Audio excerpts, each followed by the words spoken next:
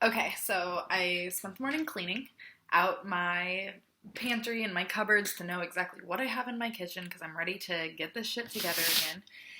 And now I'm going to go into Real Plans. And I've had Real Plans since 2017 is when I started using it, and I was just obsessed with it. It was really cool. It really is a really amazing, awesome, easy meal planning app.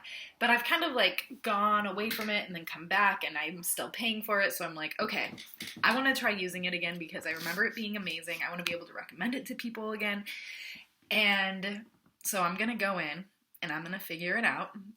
I feel like a noob again. All I have is it pulled up and the login page is set. So I'm going to log in. I'm going to do absolutely everything to figure out what my plan is, what I want to eat, make sure I feel like I have everything figured out, and then come back here and see how much time actually went by given that time, because I know that I used to say, oh, you can get yourself together in 10 minutes. Well, let's see, if you are not familiar, exactly how long would it take you to kind of figure out exactly what you need. So let's go, shall we?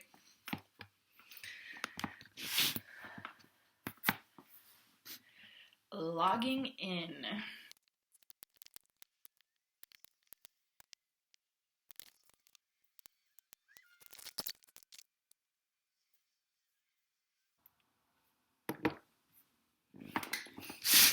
All right, so that took me about 20 minutes in total. Got it all set up online, figured out what I wanted, rearranged it. I put in what my diet is, how many meals I want per day, what kind of things I have in my kitchen.